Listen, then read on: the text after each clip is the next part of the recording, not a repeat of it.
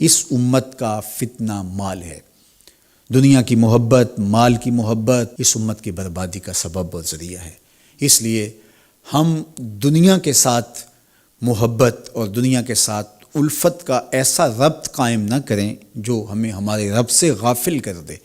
دنیا کی محبت کیا ہے؟ دنیا کی محبت خدا سے غافل ہونا ہے۔ اگر کوئی بندہ خدا سے غافل نہیں ہے تو یہ دنیا کی محبت نہیں۔ جیب میں پیسوں کا ہونا یہ دنیا کی محبت نہیں، دل میں ہونا دنیا کی محبت ہے۔ تو جب دل میں مال ہے تو یہ دنیا دار ہے بندہ۔ جیب میں مال سے دنیا دار نہیں ہوتا اگر دل مال کی محبت سے خالی ہو۔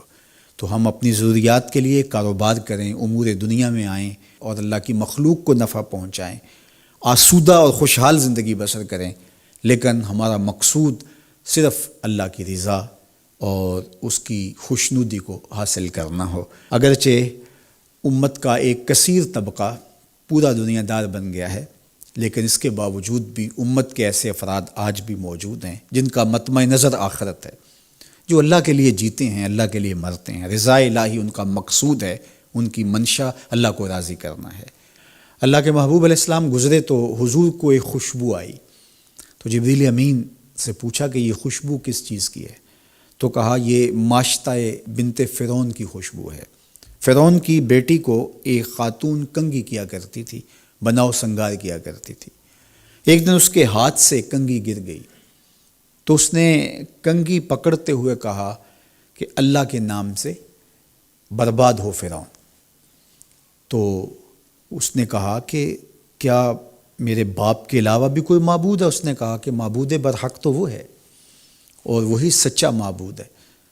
تو جب فرعون کو پتہ چلا تو اس نے اس کے پورے خاندان کو اذیتوں میں مبتلا کر دیا۔ 2 اولادیں تھیں اس کی اور ایک شوہر تھا، تو اس کو ایک کڑاہے کے اندر تیل ڈال کر کے اس نے اس کے بچے کو ڈالا، پھر دوسرے بچے کو ڈالا۔ یہ ایک ماں کے لیے کتنا سخت ہوتا ہے۔ ماں کا دل تھوڑا ڈولنے لگا تو بچے نے وہاں سے آواز دی کہ امی حق پر مستقیم رہنا، تو سچائی پر ہے، تو حق پر ہے۔ تو کہا کہ یہ اس ماشطہ کی خوشبو ہے جو مشکل حالات کے اندر بھی حق پر مستقیم رہی، حق پر ڈٹی رہی۔ صداقت پر، سچائی پر، حق پر مستقیم رہنا، مشکلات کے باوجود۔ مشکلات نہ آئیں تو آسان ہوتا ہے بات کرنا، جب مشکلات کی بھٹی میں ڈالا جائے تو پھر نکھر کے کوئی سامنے آتا ہے کہ وہ کچا تھا یا پکا تھا، پختہ تھا یا خام تھا۔ تو اللہ نے اس کی آزمائش کی تو وہ اتنی پختہ نکلی، اور اس کے بچوں سے اللہ نے اس کی مدد بھی فرمائی، اور اس کو آگ میں ڈال دیا گیا، اس کی ہڈیاں اور اس کا گوشت الگ الگ ہو گیا، لیکن اس کے باوجود اس نے اللہ کا مبارک نام نہیں چھوڑا۔ میرے حضور معراج پہ اس کی خوشبوئیں سونگھ رہے ہیں۔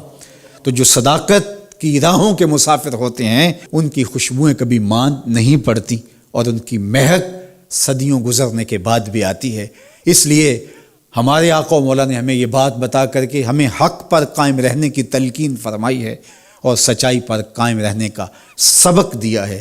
راستے سے گزرتے ہوئے ایک لکڑی کو دیکھا کہ ہر گزرنے والے کا لباس اس سے الجھتا ہے، تو حضور نے جبریل امین سے پوچھا کہ یہ کیا ماجرا ہے؟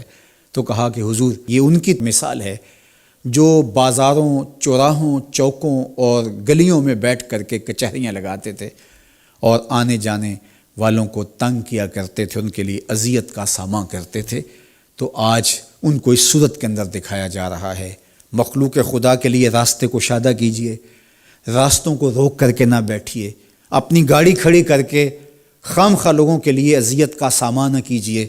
ہم دیکھتے ہیں کہ 15 فٹ کی تنگ سی گلی ہے اور ہم 10 مرلے کا 5 مرلے کا گھر بنایا ہے، اور ہر چیز ہم نے گھر کے اندر بنائی ہے، صرف 3 سیڑھیاں بنانے کی جگہ ہمارے گھر کے اندر نہیں ہے، موٹر لگانے کے لیے، نلکا لگانے کے لیے، پمپ لگانے کے لیے اندر جگہ نہیں ہے۔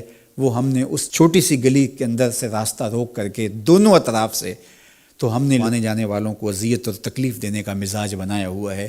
راستے کو شادہ کرو، راستے صاف رکھو، اور لوگوں کے لیے آسانیاں اور راحتوں کے سامنے